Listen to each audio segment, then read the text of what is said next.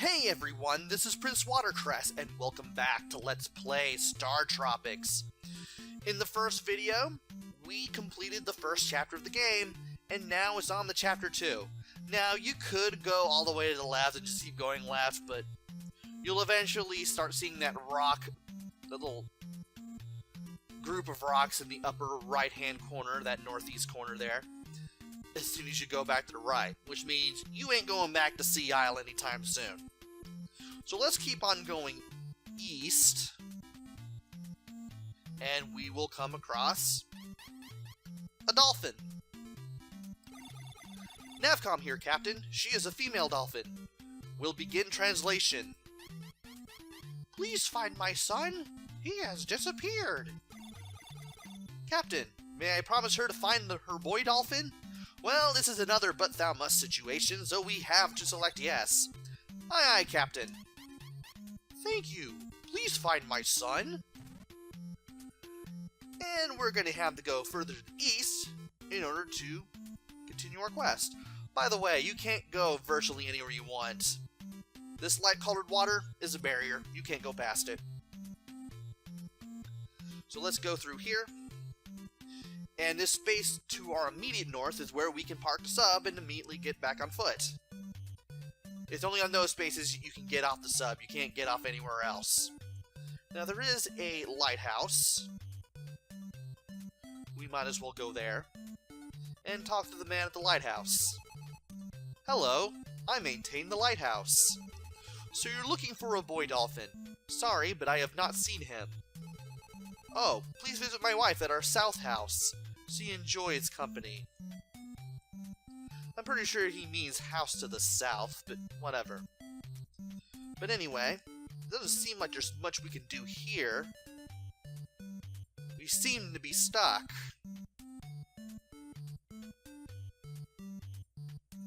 However, if you pay attention to the water here in the lower right-hand corner, you'll notice a little bit of movement in the water.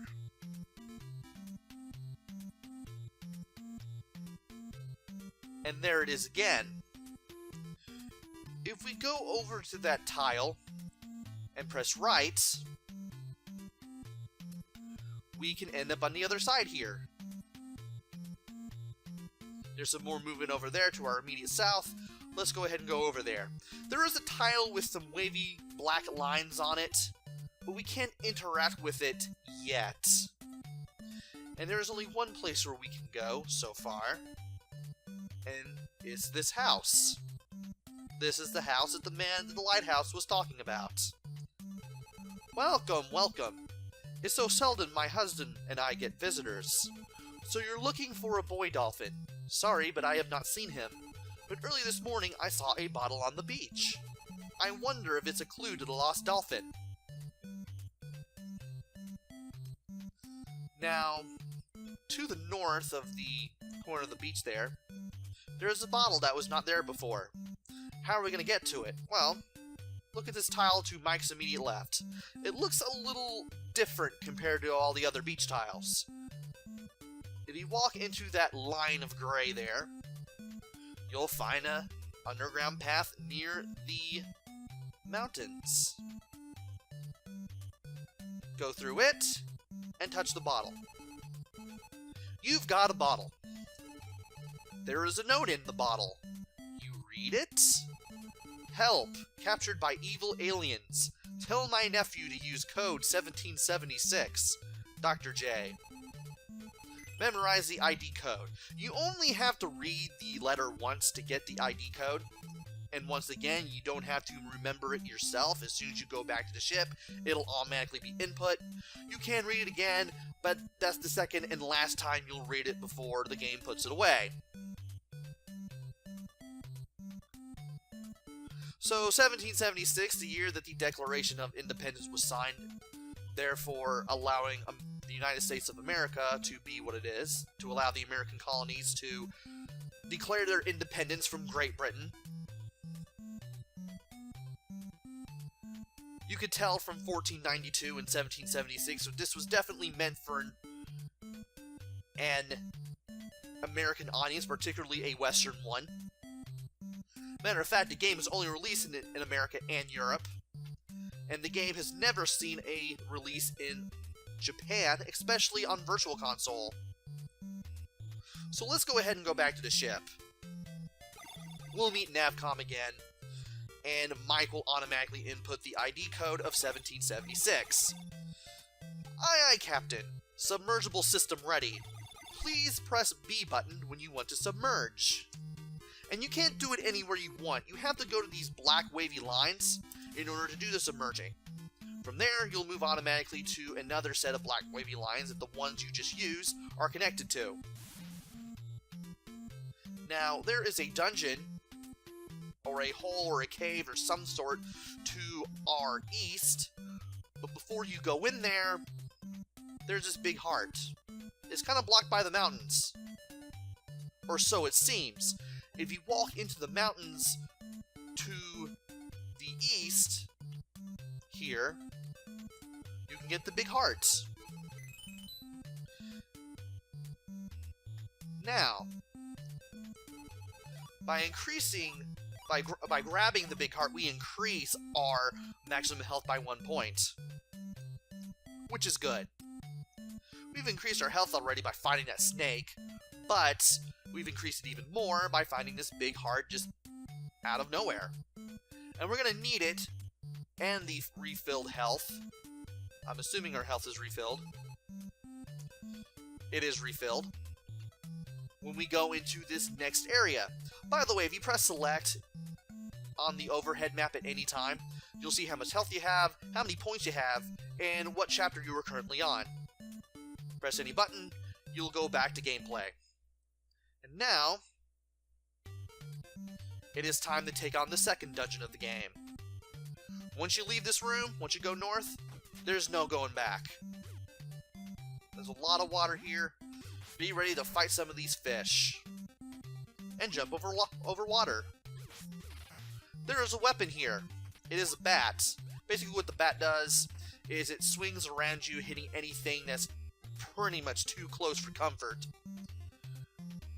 I'm not going to be able to find much of a use for it, but maybe you will. It's still good to have it regardless. Now, there is a platform here that is rising and sinking constantly. You want to time your jumps just right so that you can cross it without issue.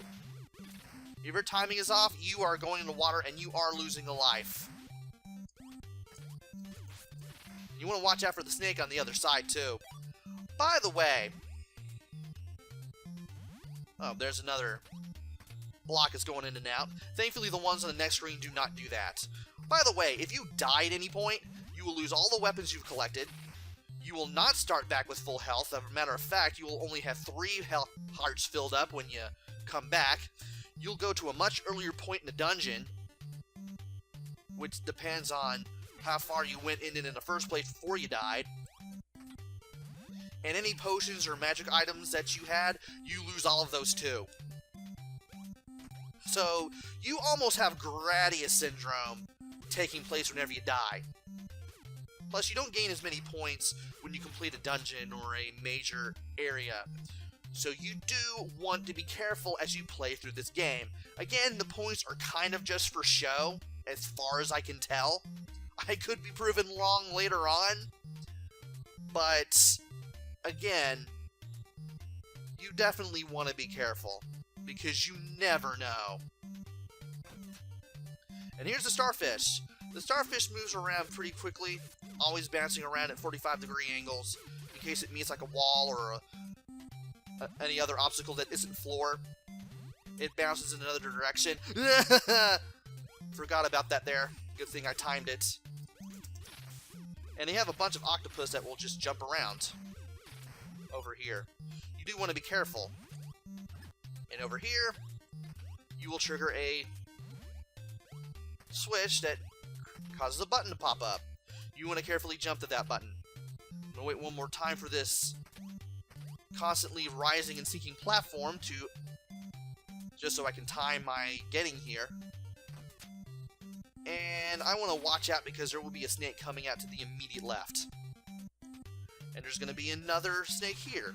Move past him. get ready to hit this guy as soon as you get all the way to the end. Now notice these black pixels near this wall. If you walk towards them, you will be able to enter this little area of the room. And thankfully, there's some black pixels here, so you can go back and forth between here and get the bat and the 2 hearts. Sometimes you will find hearts out of the open. If you find 2 hearts out in the open next to each other, they give you 2 hearts back on your health. Now, by triggering that floor switch that I just jumped on, we get to get this button to show up. This button will open this door. And I'm using my map here, so there we go. And now we're going to have to fight some more enemies. In this case, it's going to be a bunch of starfish. And I should not have kept standing there. Shows what I know. But we lost as little health as possible, and we're going to need that health, all 5.5 hearts of it, to get over here. Be ready to jump, because this pufferfish will just suddenly show up and just start spitting projectiles at you. Ow! I'm going to wait for this pufferfish to go away, and since I destroyed all those octopi, I can refill my health. Now, you want to hit this tile to hit this button and go on to the next area. Now here, you'll be fighting some more bats. It's a breath of fresh air compared to the starfish and the octopi and the pufferfish that we just came across. And a welcome respite. You only need to hit one of the bats in order to open the door to the north, but if you do, you'll enter this area. Now, maybe I should have killed those starfish. Thankfully, they only take off like one. Thankfully, they only take off half a heart, so they don't do that much damage. But there will be some more dangerous enemies later on, and you do want to be careful. By the way, you don't have to hold the direction when you're going into these secret passages. All you have to do is just go into them, and the game just takes care of the movement for you. And by hitting these 2 switches, we open the door to the north, and we get this snowman that is only good for 2 uses. The snowman will temporarily freeze all enemies, and they will come into play later. Now, that door we open, we have to go there to continue on with the game, but there is something I want to do.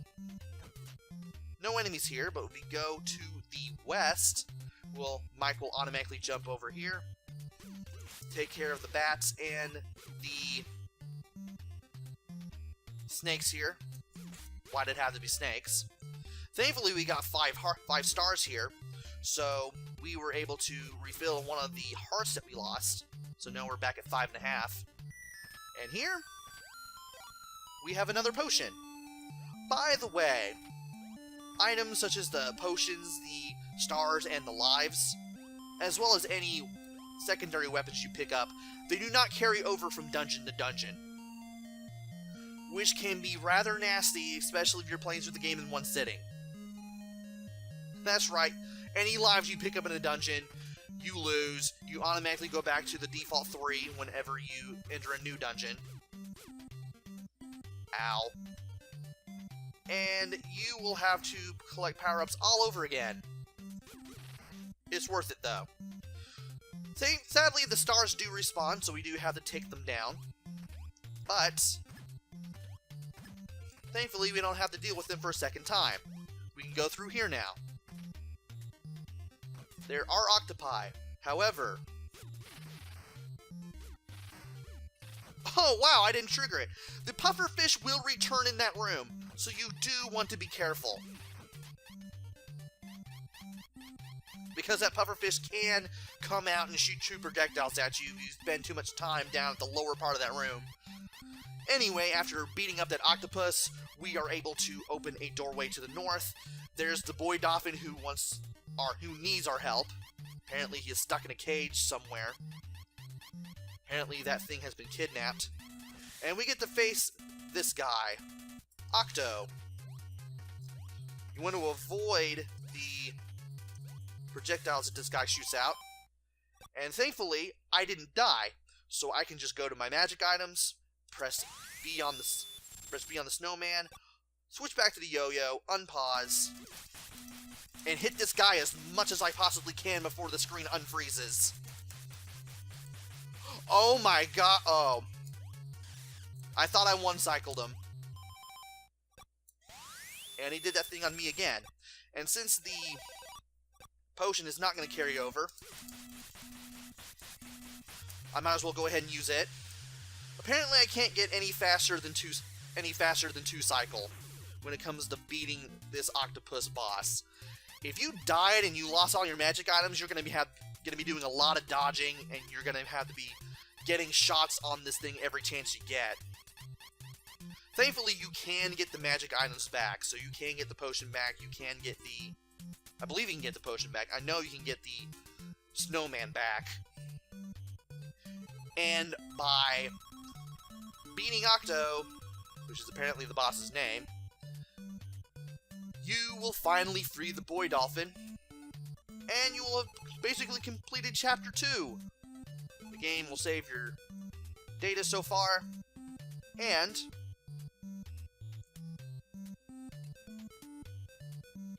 you will be able to talk to the boy dolphin.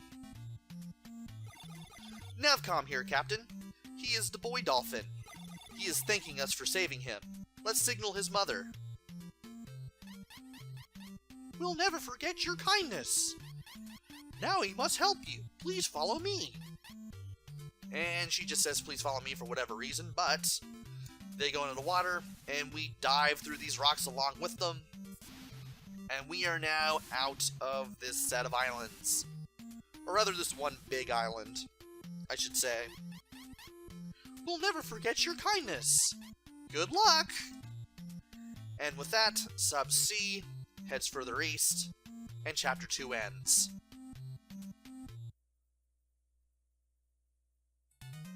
Number 3, Storm and Calm. Suddenly it gets dark and stormy on the ocean. The sea tosses Sub C. And Sub C is unreachable right now, which means from here on out, we're on foot.